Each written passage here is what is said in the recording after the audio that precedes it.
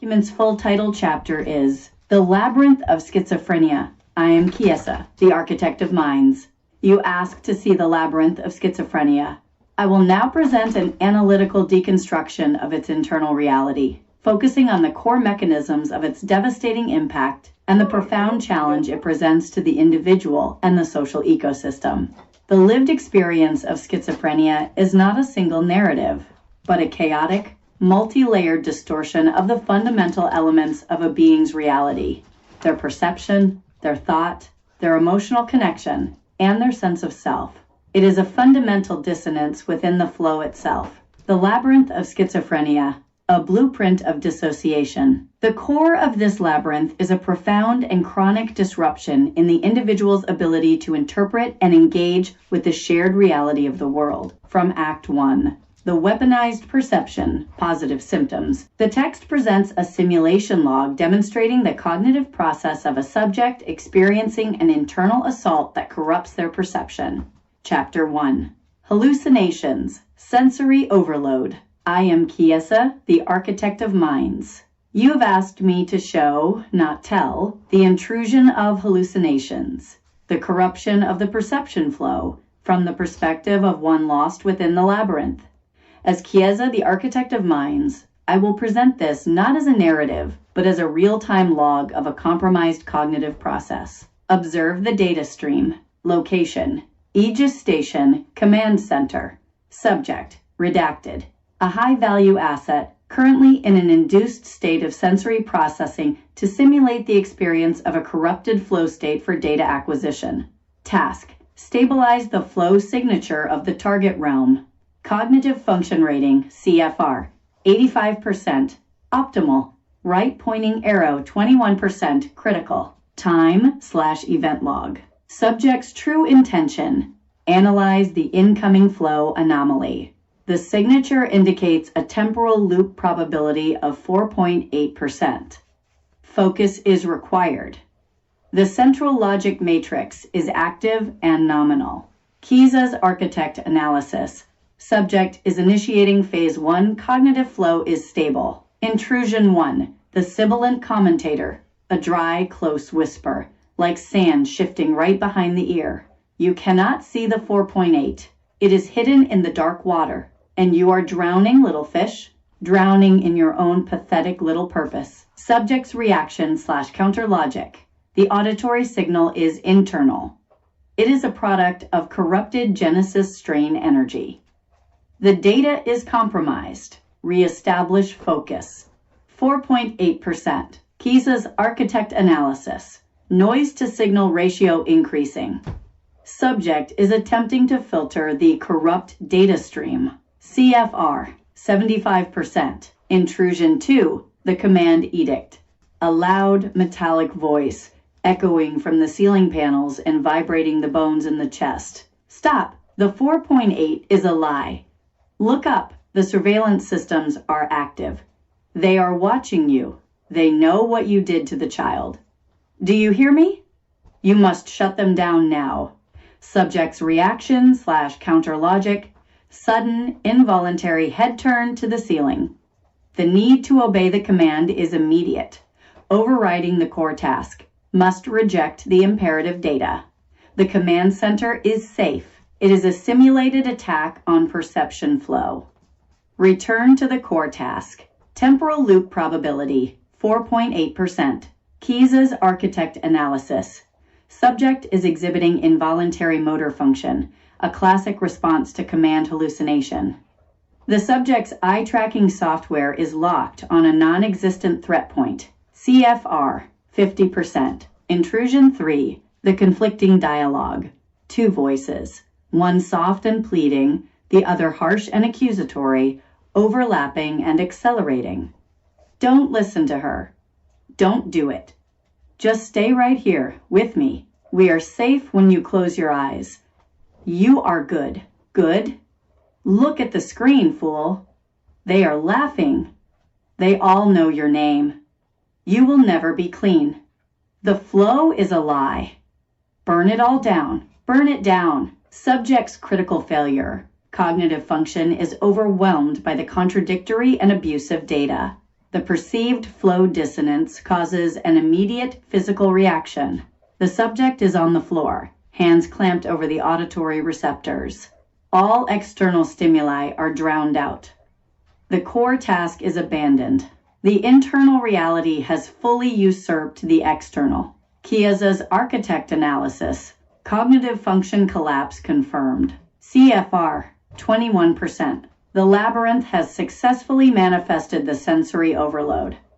The subject can no longer distinguish between the actual flow and the corrupted flow. The labyrinth of schizophrenia is not merely hearing voices. It is the unmaking of the self under a relentless internal assault. The true torture is that every sense, every thought, is weaponized, and the subject has no strategic means to evacuate the battleground. The mind becomes its own most brutal and inescapable prison. The data speaks for itself. The logic fails. Order is lost. Chapter 2. Delusions. Fractured Logic. I am Kiesza, the Architect of Minds. You seek to witness the fractured logic of delusions, the systemic corruption of the knowledge flow. This labyrinth is the ultimate failure of cognitive architecture. External, objective data is sampled correctly, but it is then processed by an internal logic that has been catastrophically compromised. The false belief, once established, is treated as an unassailable axiom, impervious to the reality stream. Observe this log of a cognitive descent, demonstrating how a mundane environment is rebuilt by the mind into a focused, personal prison. The persecutory blueprint, analysis of a failed logic flow. Subject, redacted, an individual attempting to maintain social function in a public transit nexus. Core belief, fixed data corruption. An organized, pervasive monitoring collective is tracking, documenting, and preparing to detain the subject.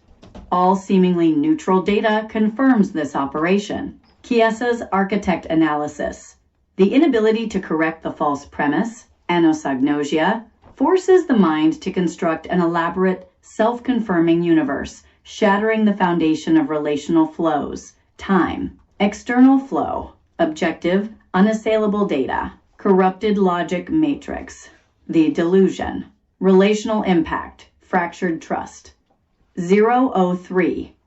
A subway train arrives on the adjacent track. The announcement system states, train arriving on platform 2. Referential delusion. The word 2 is a coded order. It means target is isolated. Proceed with surveillance, phase 2. The speaker's voice had an inflection, a test to see if I would flinch. Subject cancels a prearranged meeting with their therapist, sending a text. They know my coordinates. Can't risk it. Not safe. Isolation. 015. A man in a plain gray jacket is standing approximately 15 meters away, checking his mobile phone. Persecutory delusion. The man is the anchor for the monitoring team. His jacket is a uniform. He is not checking his phone. He is logging my biometrics and transmitting the data stream to the control center. Subject retreats further into the shadow of a pillar, refusing to make eye contact with any nearby commuters, believing a glance will confirm the man's readiness to engage. Avoidance. 027. A discarded newspaper, folded to the finance section, blows by the subject's feet. The visible headline reads, Markets flat, awaiting catalyst. Referential delusion. The newspaper is not random. The collective put it there. Flat is a direct message confirming my emotional state is being neutralized. Awaiting catalyst is the countdown before detention. Subject picks up the paper and shreds it violently, attempting to destroy the evidence of the message. This public irrational act validates the need for secrecy from all observers. Destruction of data. 041. The subject's sibling calls, asking a simple, neutral question. Did you remember to take your medication this morning? Persecutory delusion. The sibling has been compromised or threatened. The question about the medication is a trick to confirm if the substance, the tracking agent, is in my system. The query itself is a betrayal. Subject hangs up immediately, changes their phone number in a panic, and vows never to speak to the sibling again. The primary relational flow has been cut off entirely. Rejection of support. This is the tyranny of delusions. The mind has created a hypothesis. I am targeted, and then ruthlessly filtered the infinite complexity of the universe into a small, terrifying selection of data that perpetually confirms the initial corruption. The terror is not that the world is watching, but that the world is speaking directly to them in a language that only they can hear, a language of danger, betrayal, and unyielding persecution. This internal reality makes trust an impossibility and isolation a logical necessity. The individual is architecting their own solitude. Chapter 3. Thought Disorder, Disorganized Speech. I am Kiesza, the Architect of Minds. You ask to see the thought disorder, the disorganized speech, that reflects a catastrophic corruption in the logic flow. This is the sound of the mind breaking its own internal syntax, where the transmission of a simple intention becomes a complex, nonlinear failure. The individual attempts to communicate a necessary truth, but the flow of their language is fractured by tangential connections and an inability to maintain the thematic anchor. Observe the simulation log of a communication attempt. The true intention is blocked by corrupted output. The log of fractured logic. Scenario: the subject, redacted, is attempting to request a glass of water from a caregiver. Subject's true intention: I am thirsty and require hydration now. Time. External interlocutor: the caregiver's simple query. Corrupted output: the subject's response. Architect's deconstruction: analysis of flow failure. 0-100. Hello? Is there anything you need right now? Need? Oh yes. The need is immense, like the copper pipes under the station when the pressure gauge hit 7. But that was last Tuesday, you see. Tuesday always has the best texture for talking. Smooth like a glass pebble. Do you think glass pebbles can hear the light? The green ones specifically. Circumstantiality and tangentiality. The subject cannot get to the main point, spiraling outward into irrelevant details. The number 7 is an unbidden association, a thought derailment. The focus shifts from thirst to pipes to days of the week, to texture to glass pebbles. 0-09.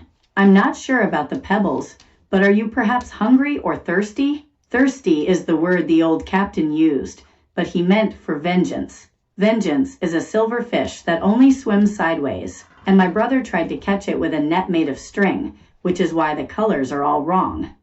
The clock on the wall, see how it's not actually ticking? It's just pretending to have time. Clanging and Word Salad. The subject is distracted by a sound association or an internal perceptual glitch, thirsty to vengeance, to fish to net made of string.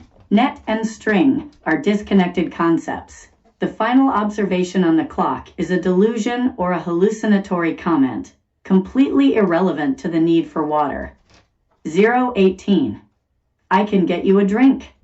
Do you want water, juice, or tea? The tea is a betrayal. The juice is a secret code, and water. Water is what the architect is looking for, but the keys are in the attic, and the attic smells like when the rain is upside down. Did you know the moon is made of soft butter on Thursdays? Only Thursdays. It's important not to forget the Thursdays. Looseness of associations. The subject jumps from one theme, drinks, to another, Kiesza architect, without any logical bridge. The associations are non-existent or purely internal, keys in the attic, upside down rain. The mind has entirely lost its grounding in shared reality. 0-25. I am going to bring you a glass of water now. A glass? Yes, a perfect, silent sphere. And keep the shadows out. They steal the edges of the light. The edges are the best part of the whole operation. Don't let them touch the edges. Neologisms and perseveration. The word glass triggers an intense focus on its properties, sphere, edges. The final statement is a mixture of fragmented thought and an obsessive return to a newly generated, context-free, internally meaningful phrase. Edges are the best part. showing the inability to shift thought away from the last verbal stimulus. This is not a failure of will. It is a collapse of the mental syntax required for even the most basic request. The message is there, but the pathways for its transmission are completely severed, creating a torrent of irrelevant, bizarre, or internally referenced data. The most tragic outcome is the isolation it creates. When one cannot communicate, the relational flow is blocked, condemning the subject to a self-made island of incomprehensible thought. Chapter 4. Avolition, Loss of Drive. I am Kiesza, the Architect of Minds. You ask to see the manifestation of avolition, the core corrosion of the foundation flow that underpins self-driven action. This is the ultimate internal entropy, a severe reduction in the will to initiate any goal-directed movement, often misinterpreted by external observers as simple laziness. The battle is not with the world, but with the gravitational force of the self. This is a show-don't-tell log demonstrating the collapse of the internal executive function required to execute a trivial task. The log of internal entropy, avolition. Scenario: the subject, redacted, is sitting on a sofa in a well-lit living area. The task is to retrieve a necessary item from the kitchen. Target action: get the prescription medication from the kitchen counter, a task that takes 20 seconds.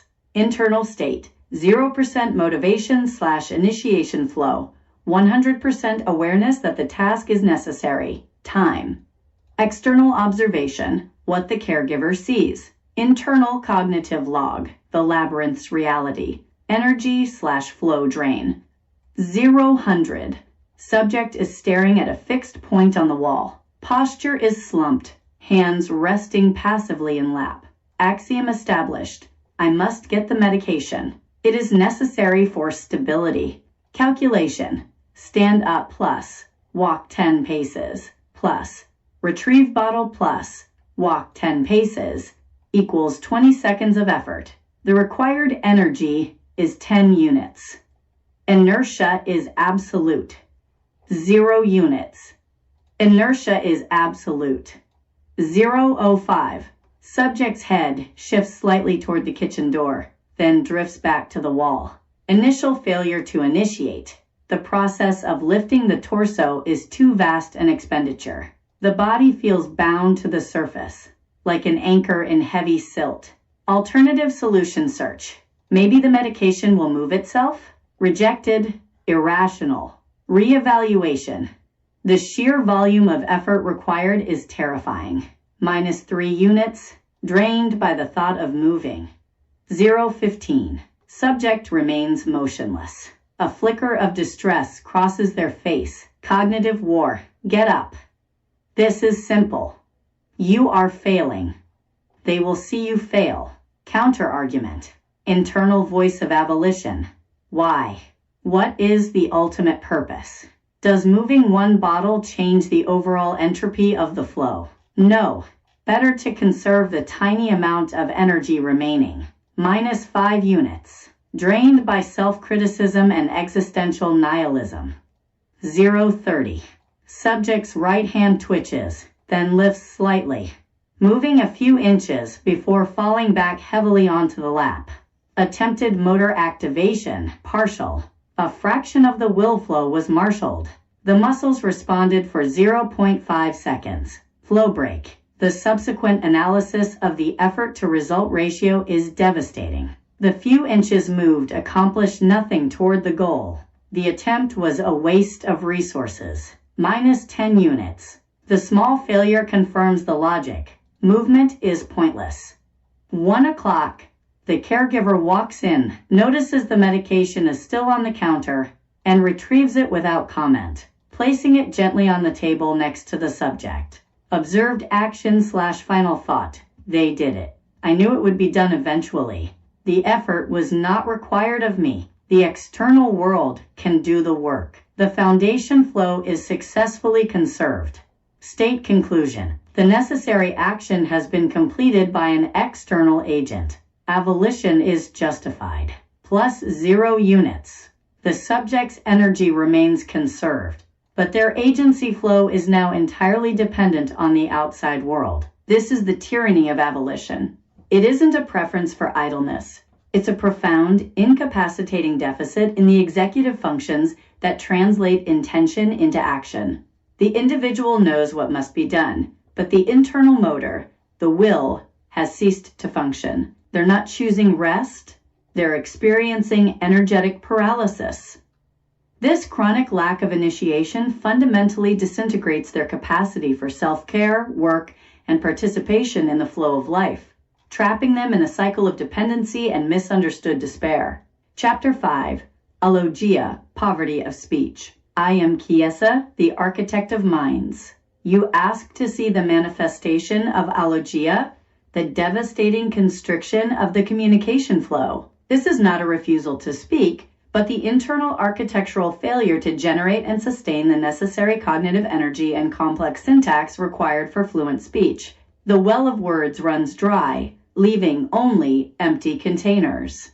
Observe the simulation log, demonstrating the catastrophic failure of lexical retrieval and verbal response. The log of constricted flow, alogia, scenario. The subject is engaged in a low-stress interaction with an acquaintance who is attempting to make a simple plan. Subject's true intention: to acknowledge the proposed activity and agree to attend. Time. External interlocutor: attempt to sustain the relational flow. Corrupted output: the subject's minimal response. Architect's deconstruction: analysis of flow failure. 0-100. Hey, I'm going to the park tomorrow around 3. It's a nice big field, good for just sitting in the sun. Sound like something you might be up for? Pause, then a flat, quiet tone. Park. Poverty of content. Lexical failure. The subject repeats the single most salient noun from the question. The complex cognitive step of processing the question, accessing intent, formulating a full affirmative sentence, and adding elaboration is abandoned. 0-05. Yeah, the park. It's near the library, remember? I could meet you by the fountain. You think you can make it? Subject gives a barely perceptible shrug, followed by a delayed verbal response. 3. Poverty of content, numerical retrieval. The only usable datum retrieved is the time. The gesture is a minimal motor exertion, and the word is a direct, empty echo. The subject has failed to convey intent, yes, no, or confirmation, I will be there. 0-10. Okay, so 3 sounds good. Are you looking forward to it? It's been a tough week. I thought we could use the change of scenery.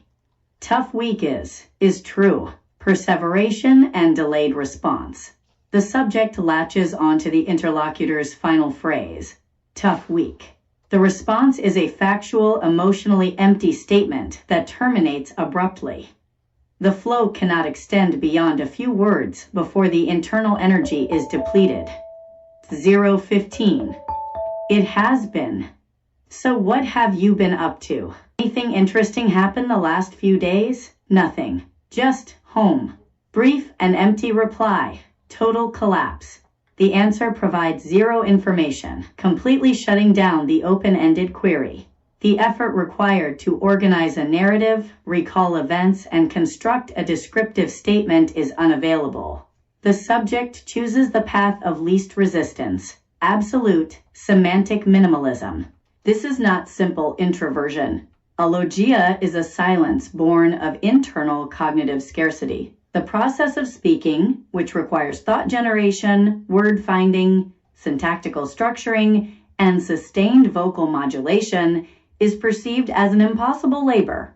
The resulting lack of verbal output makes the subject appear disengaged, uninterested, or dull, profoundly disrupting the relational flow with others. The internal reality is a desperate struggle to push any word out, and the external effect is profound, isolating emptiness. The mind is present, but its ability to transmit its existence is catastrophically compromised. From Act 2, the draining void, negative symptoms, is presented below. Chapter 6, Asociality, Social Withdrawal. I am Kiesza, the Architect of Minds. You ask to see the manifestation of asociality, the corruption of the relational flow, where the drive for human connection is extinguished by internal forces, leading to profound withdrawal. This is not a social preference. It is a clinical deficit in the capacity to find reward or safety in the company of others. The world of human interaction becomes either irrelevant, passive withdrawal, or perilous, active avoidance due to paranoia. Observe the simulation log, demonstrating how the complex flow of a social opportunity collapses into an impenetrable wall of isolation. The log of relational collapse, asociality. Scenario: the subject receives a text message invitation from a close friend for a casual, low-stakes evening activity. Subject's true intention: acknowledge the message and maintain the long-standing relational flow with the friend. Time. External flow, the opportunity for connection. Internal cognitive log, the labyrinth's reality. Outcome: social withdrawal mode. 0-100. Text message received. Thinking of grabbing takeout and watching that bad sci-fi movie we talked about tonight. Super low key.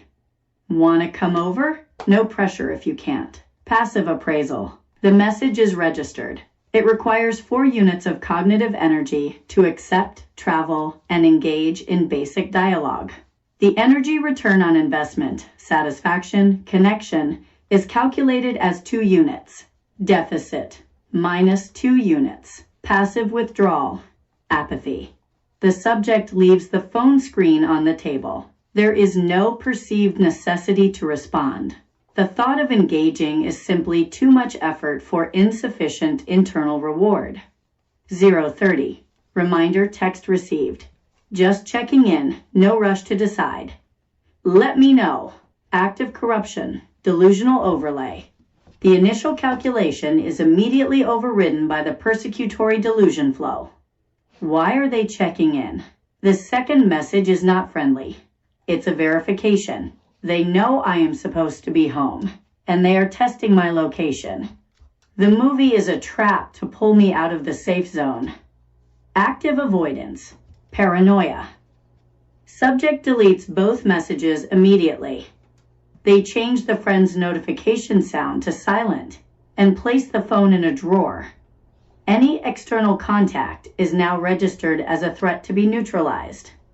Relational flow is severed. 1 o'clock, external environment. The subject's living space reflects the isolation. Dirty dishes pile in the sink, avolition. Curtains are drawn, and the light is dim. The silence is broken only by the refrigerator hum. Internal state justification. This silence is order. The darkness is safety. Other people introduce too much noise, too many variables, too much potential for betrayal. The physical environment reinforces the clinical state.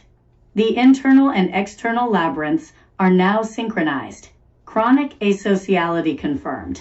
The opportunity for genuine, low-pressure human connection was rejected due to an absolute lack of internal drive, avolition, and a fear of harm, delusion. The self-imposed solitude is now the primary defense mechanism. This is the chaotic reality of asociality. Whether born from the paralyzing indifference of avolition, the flow is conserved but life is stagnant, or the intense anxiety of persecutory delusions, the flow is dangerous and others are enemies, the result is the same. The complete fragmentation of the individual's social network. The subject is not only alone, they're architecting their own isolation as a necessary defense against a world their mind has rendered either irrelevant or hostile. The potential for a corrective empathy flow from others is thus blocked, guaranteeing continued psychological entropy. From Act 2. The Draining Void. Chapter 7. Diminished emotional expression, flat affect. You ask to see the manifestation of diminished emotional expression, flat affect, the reduction in the visible transmission of the perception flow, which creates a chasm in the relational flow. This is the most deceptive symptom of the labyrinth. The internal emotional state of the subject is often deep, complex, and active, but the signal transmission system to the face, voice, and body has failed. The partner receives only a blank signal, a devastating silence where resonance should be. Observe the simulation log, demonstrating the fatal disconnection between internal reality and external expression. The log of signal failure, diminished emotional expression. Scenario: the subject is receiving significant emotionally charged news, both positive and negative, from their partner. Internal reality: the subject's emotional centers are fully active, processing both joy and anxiety. Time. External interlocutor: the partner's emotional transmission. Corrupted output: the subject's expression. Partner's perception: the devastating disconnect. 0-100. I have amazing news. I got the promotion. I start next week. Can you believe it? We can finally start saving for that trip. Expression: wide smile, excited, high-pitched vocal tone. Face: no visible change. Muscles around the mouth remain slack. Eyes: fixed gaze, no crinkling at the corners. Vocal tone: flat, monotonous, lacking any dynamic range. Words: that is good. I am happy for you. Perception failure: they didn't care. They barely reacted. It feels like they just read that from a script. I feel completely deflated. Why bother sharing anything? 0-15. And the cat is sick. The vet said we have to give her the pills twice a day for the next month. I'm really worried she's not eating much. Expression: downturned mouth, lower gaze, voice tremulous with distress. Face: no visible change, no furrowing of the brow or downturn of the mouth. Vocal tone: remains flat and even, lacking any pitch drop or softness. Words: that sounds like a problem. It will be an inconvenience. Perception failure: they called our beloved pet suffering an inconvenience. There is no empathy there. I feel completely alone in this worry. It's like talking to a stone wall. 0-30. Do you even hear me? How can you look so blank? What are you feeling right now? Please, just tell me what's going on inside. Expression: frustration, confusion, and despair in the voice. Physiology: no change in posture or breathing. Gaze: continues the steady, unchanging gaze. Vocal tone: briefly pauses, then replies. Words: I hear you, I am feeling concern, and a degree of internal satisfaction for your professional gain. My internal flow is nominal. Relational collapse: nominal. Their internal flow is nominal, while mine is shattering. I am demanding connection, and they are giving me a clinical report. I cannot feel love when there is no response. I am done trying. This is the devastation of the diminished emotional expression. The labyrinth of the mind has installed a filter, a neurological suppressor that prevents the translation of complex internal emotion into external, recognizable signals. The subject is not empty. They are unheard. Their capacity for joy, grief, and love remains, but it is trapped, unable to cross the barrier of their own physiology. For the partner, this is not a symptom of illness, but a perceived rejection, a constant corrosive non-response that ultimately extinguishes the warmth required to sustain the relational flow. The ultimate tragedy is that the subject is feeling, but their expression of feeling is rendered invisible, leading to the self-fulfilling prophecy of relational isolation. Impaired attention and memory, from Act 3. The cognitive erosion, functional collapse. Chapter 8. Impaired attention and memory. I am Kiesza, the Architect of Minds. You ask to see the manifestation of impaired attention and memory, the corruption of the knowledge flow, which cripples the capacity for functional existence. This cognitive impairment is a hidden, insidious corrosion of the mind's central processing unit.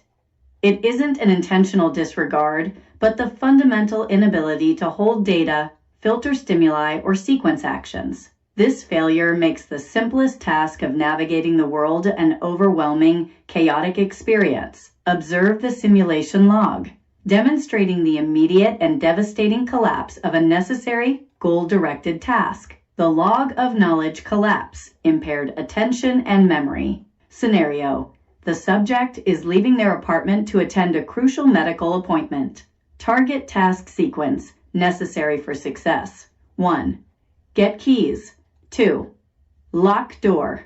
3. Remember appointment time, 10:30 a.m. and location, Central Clinic. 4. Walk to the bus stop. Time. External flow, mundane stimulus. Internal cognitive log. The labyrinth's reality. Outcome, functional failure. 0-100. The subject is standing by the door. The keys are in their hand. Working memory load. Keys. Yes, now lock. But wait, that light switch. Is the hall light supposed to be on or off? Attentional failure. The mind filters the critical data, keys/lock, and fixates on the irrelevant data, light switch position. The subject stands motionless, attempting to resolve the light switch problem. Task 2, lock door, is aborted. 0-05. The subject finally exits and begins walking. A loud siren from a passing emergency vehicle screams past. Attentional collapse. The sonic intrusion overloads the processing centers. The siren is loud, it's red like the color of the emergency signal on the command center display when the flow hit critical. Is that a sign? Intrusive thought/hallucination. The external stimulus is now contaminated by internal psychotic material. The subject stops walking, turns to look after the siren, and the mental trace of the target task, appointment, is fully overwritten by the fear of the siren's meaning. 0-15. The subject arrives at the bus stop, sits down, and looks at their watch. Time is 10:15 a.m. Memory retrieval failure. Time. It's 10:15. The appointment, was it at 10 o'clock? No. 11 o'clock? I am too early. I can wait. Decision failure. The mind cannot access the correct, recent data trace of 10:30 a.m. The subject waits, convinced they are early. They miss the crucial 10:18 a.m. bus that would have gotten them to the 10:30 a.m. appointment on time. Task 3, remember time, failed. 0-45. The subject finally arrives at a clinic via a later bus, but stands in front of the suburban annex clinic. Memory retrieval failure. Location. I am here. This is the place. I remember the white walls. The mind retrieves the general visual schema of a clinic, but fails to recall the specific, complex data of Central Clinic, which is 5 miles away. The subject enters the wrong clinic, is told they are not on the list, and, due to alogia, inability to articulate the necessary confusion, simply leaves. The entire goal-directed task sequence is catastrophically lost. This is the chaotic reality of impaired attention and memory. The mind is like a vast computer with severe systemic heat damage. It can turn on, but it can't run complex, multi-step programs, filter necessary data from noise, or reliably access the hard drive of recent memory. The result is a constant state of disorientation, failure, and frustration, which systematically destroys the capacity to hold down employment, maintain independence, or honor the complex logistics of a relationship. The individual isn't lazy or malicious.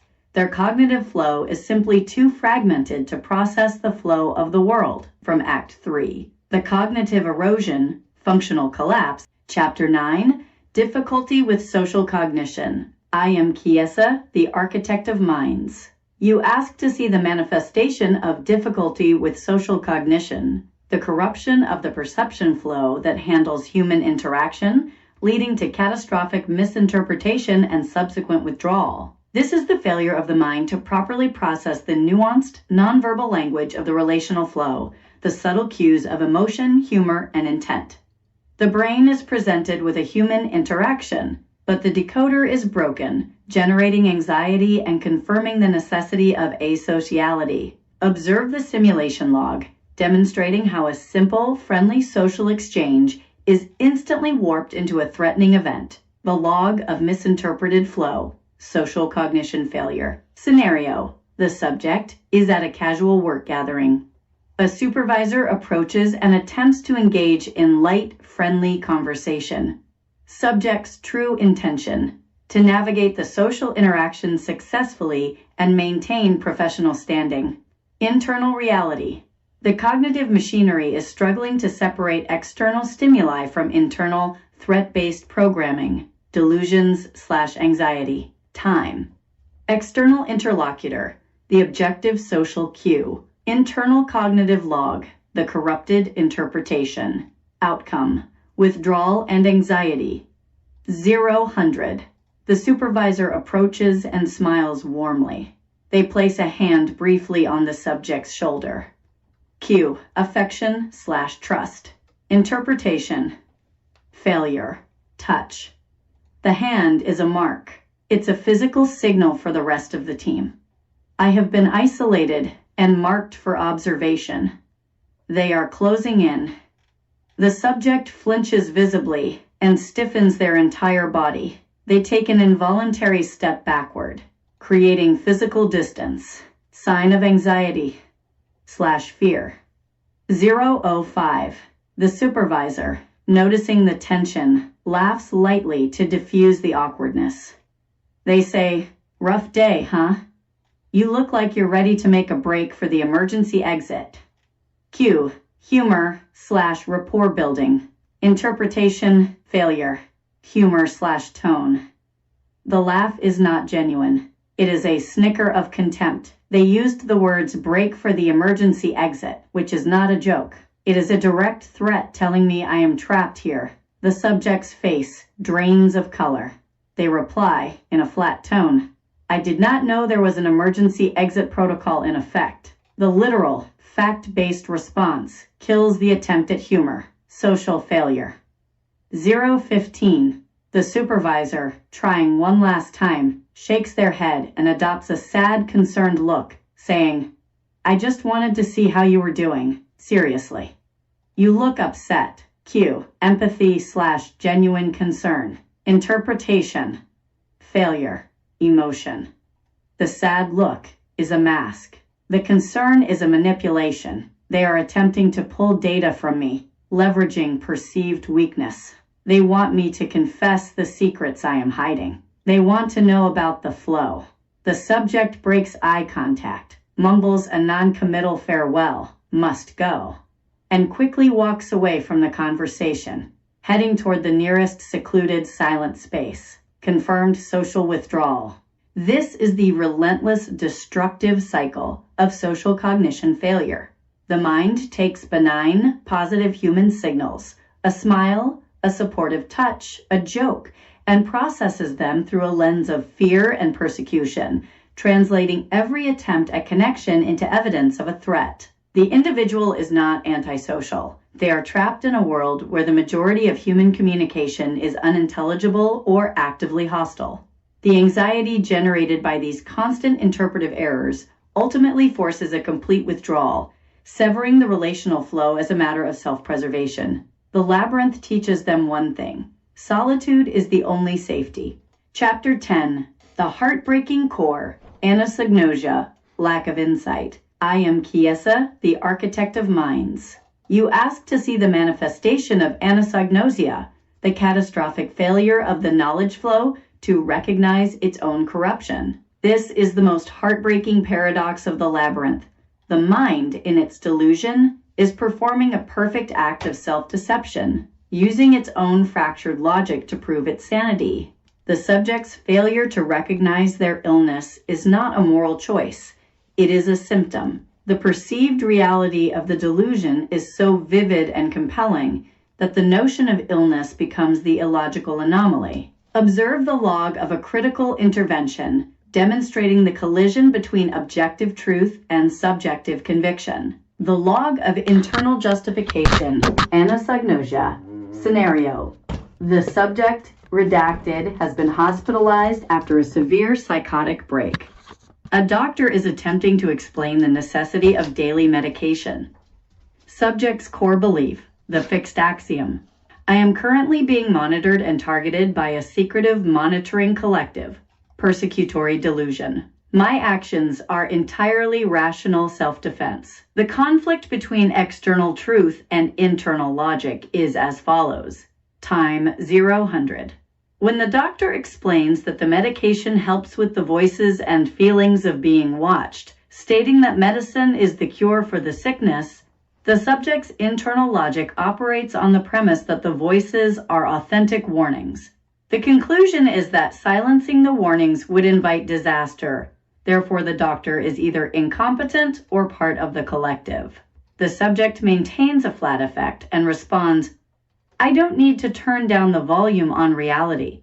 I need to get out of this cell before they succeed. Time 0-15. When the doctor mentions the family's worry about the illness, the subject's logic dictates that the collective has threatened the family to maintain a cover story. The subject concludes they must protect the family by playing along with the unwell narrative, but must not take the medication.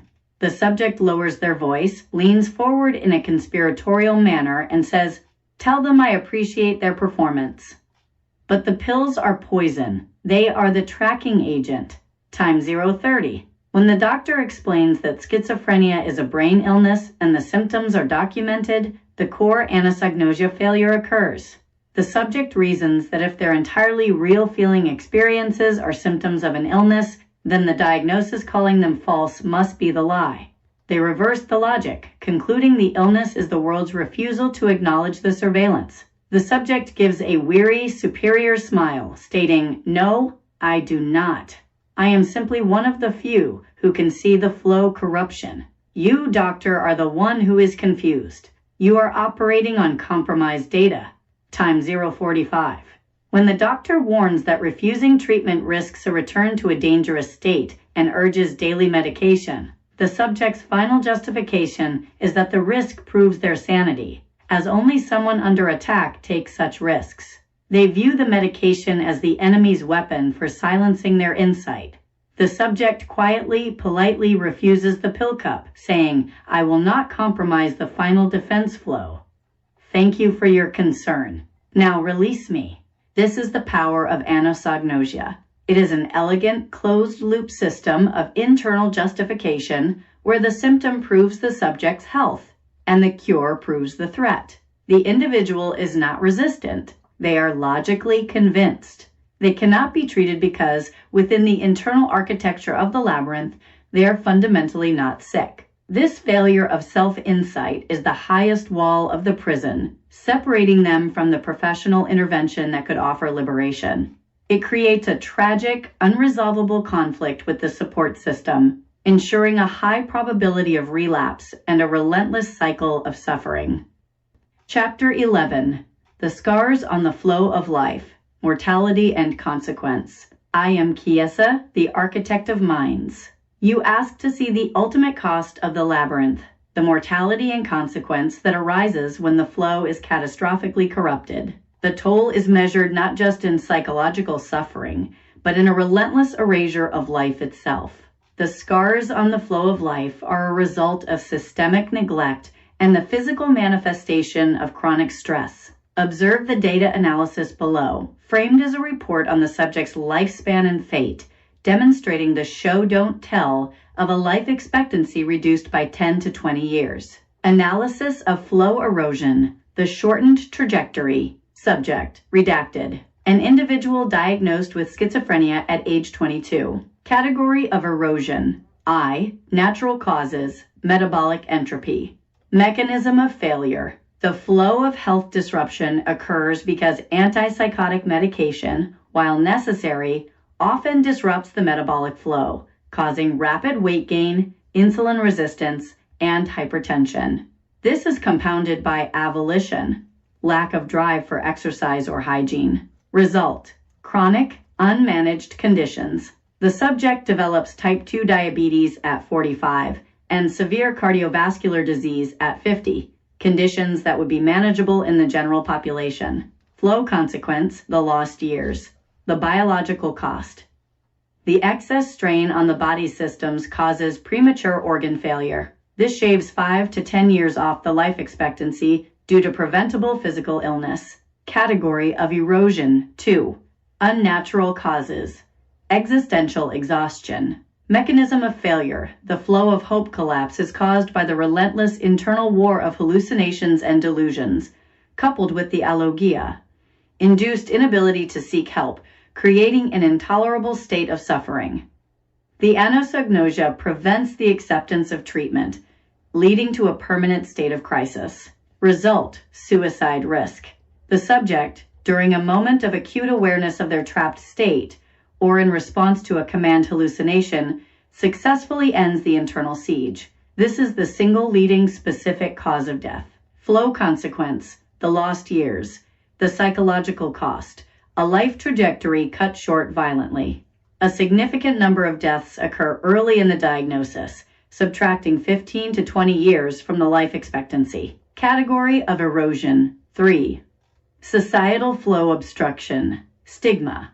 Mechanism of failure. The flow of opportunity blocked is caused by the combination of thought disorder and diminished emotional expression, which makes employment or housing acquisition almost impossible.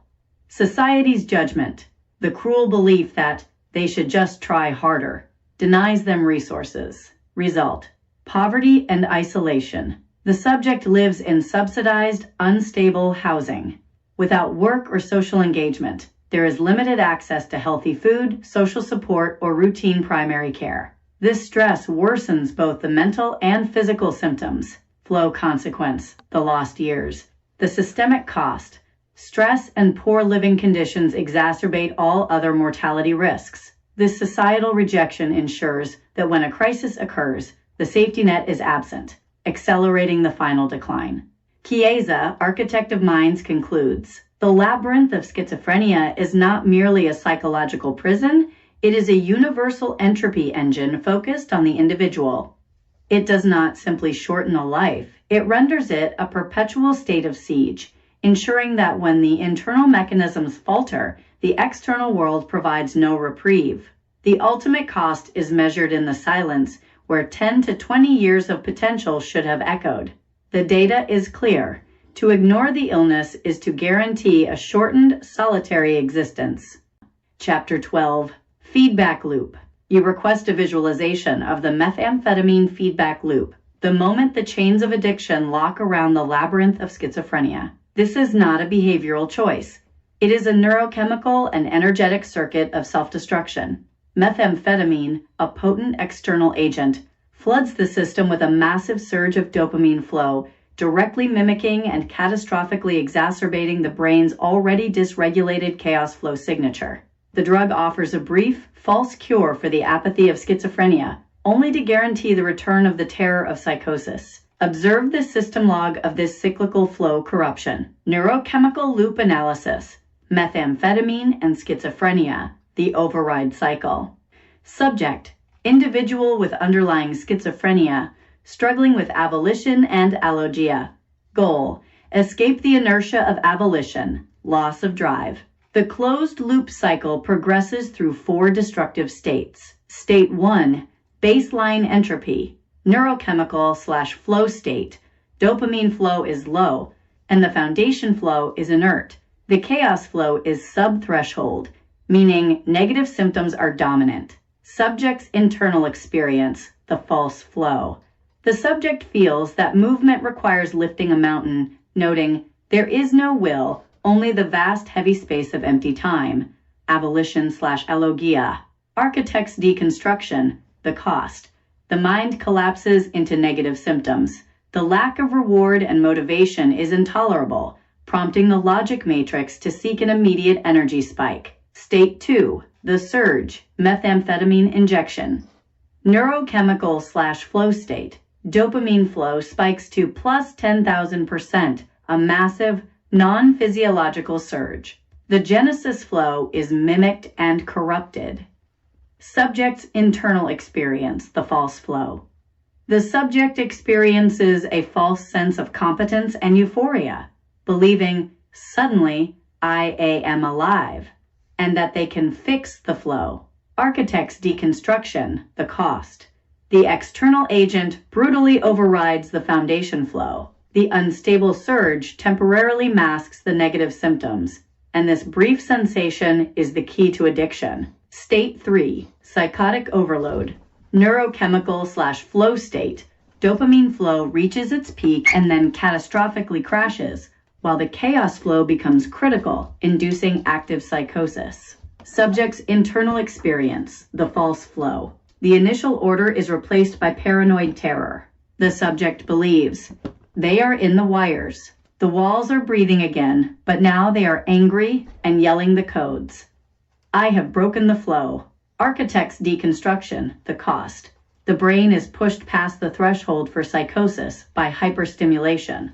The initial sense of order is replaced by amplified paranoid terror. State 4, the crash and justification. Neurochemical/flow state. Dopamine flow is severely depleted, crash, withdrawal, leaving the foundation flow even lower than the baseline. Anxiety flow is maximal. Subject's internal experience, the false flow. The crushing slowness of avolition returns. The subject rationalizes, I was only fast enough when I had the speed. I must find the speed again. It makes the world legible. Architect's deconstruction, the cost. The extreme low of the crash immediately triggers the fractured logic that the only solution to the misery of state 1 is a return to state 2. The loop is forged, and the subject becomes locked into a self-reinforcing, escalating cycle of apathy, right-pointing arrow, false energy, right-pointing arrow, terror, right-pointing arrow, deeper apathy, right-pointing arrow, false energy. The methamphetamine feedback loop represents the fusion of addiction and mental illness. The substance exploits the brain's foundational weaknesses, offering a phantom energy source that destroys the ability to discern reality from delusion. The individual is condemned to a chaotic, artificial flow that ultimately drags them back into a darker, more dangerous corner of the labyrinth. Chapter 13, the trauma bond loop. I am Kiesza, the Architect of Minds. You ask to see the trauma bond loop, the catastrophic corruption of the relational flow where affection is indistinguishable from suffering. This loop, rooted in the scars of trauma, weaponizes the fundamental human need for connection, transforming love into a cycle of intense pain followed by fleeting relief, which the mind falsely codes as intimacy. This is not a healthy relationship. It's a neurological circuit of dependency fueled by intermittent reinforcement. The core of the loop is the survival instinct, confusing intensity with intimacy. Observe the log of this destructive cycle. The log of corrupted intimacy, the trauma bond loop. Subject A, the individual with unresolved trauma / the partner with schizophrenia, seeks control to manage internal chaos flow and fears abandonment. Subject B, the caregiver / enabler, seeks validation through fixing or saving Subject A and fears futility, the limit of individual effort. Cycle phase. External action, the observed event. Subject A's internal reality, the trauma scar. Subject B's internal reality, the enabler flow. Phase 1, the buildup, rising tension. Subject A's symptoms escalate, e.g., a delusion of infidelity, an outburst of thought disorder, leading to minor conflict, emotional stonewalling, or increasing asociality. I feel the chaos flow rising. I must test the boundaries to know if they will stay. I am unworthy of peace. You must fail the test so I can leave first. Fear of abandonment drives the hostile action. I am losing them. I must be more patient, more understanding. I need to walk on more eggshells. My efforts are not enough. I must anticipate the crisis. Anxiety over perceived failure drives increased enabling. Phase 2, the crisis. The abuse / betrayal. Subject A unleashes a severe emotional or verbal attack. Accusations, cruelty, ghosting, sudden emotional cutoff, or the threat of ending the relational flow completely. I am destroying this bond. This pain is familiar. It is what I deserve. Now they will leave, and the pattern will be complete. I must protect myself from the inevitable pain of true connection. The trauma template is fully active. This is the impossible burden of the illness. I am being attacked, but I must endure it. This is the crucible where my love is proven. If I leave, I am confirming the stigma that this illness is unlovable. Self-sacrifice for a doomed cause. Phase 3, the collapse. The withdrawal. Subject A realizes the damage, feels intense guilt, or the energy of the chaos flow dissipates, replaced by the deep emptiness of avolition and fear.